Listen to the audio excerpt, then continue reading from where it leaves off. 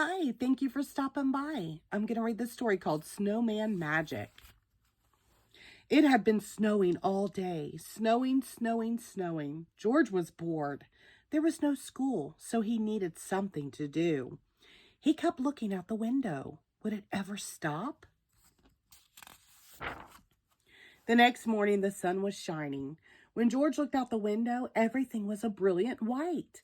The snow was so bright, it was almost hard to look at.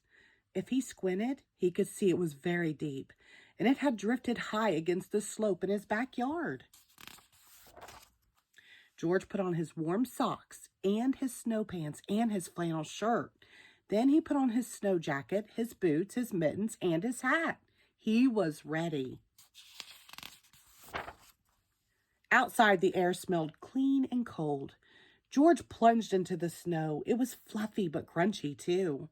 He made a snowball and threw it against a tree. It was very, very quiet. George took some snow and packed it into a small ball. Then he started rolling the ball into the snow. The ball got bigger and bigger. When the ball got too heavy to roll, he stopped rolling it near the bottom of the slope. Then he started rolling a medium-sized ball. He put it on top of the big ball. Finally, he made a small ball for the top. George went inside the house and found a scarf in the closet and a carrot in the refrigerator. In the old days, his mother told him people used to take pieces of coal and use them to make eyes. But there wasn't any coal in George's house, so he found 2 buttons and brought them outside with the scarf and the carrot. He carefully pushed the buttons into the small ball near the top. He stuck the carrot in the center. He found a few small twigs and used them to make a mouth. He wrapped the scarf between the top ball and the middle ball.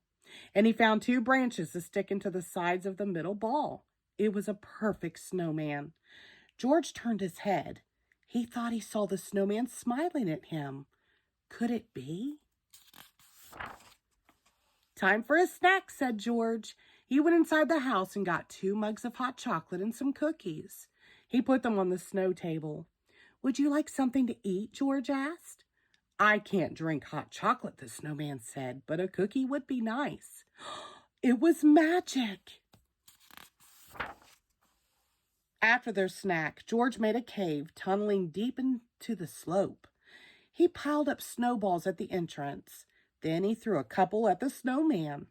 The snowman made some snowballs and threw them back at George.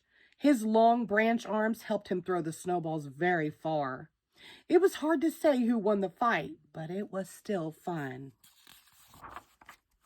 The snowman chased George around the yard, and then George chased the snowman.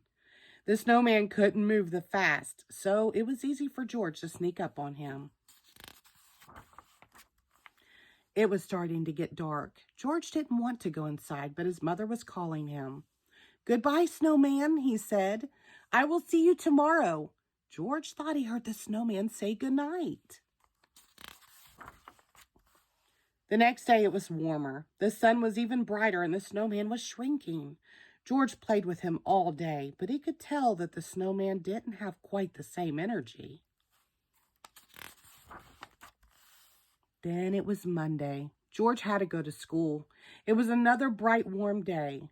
When he came home, the snowman was almost gone. The scarf and the carrot and the buttons had slid down. He could hardly recognize his snowman. The cave had collapsed too, and the snow table had melted. The next morning, George looked out the window. It was snowing. Snowing, snowing, snowing. He couldn't wait to build his snowman again. The end. Thank you.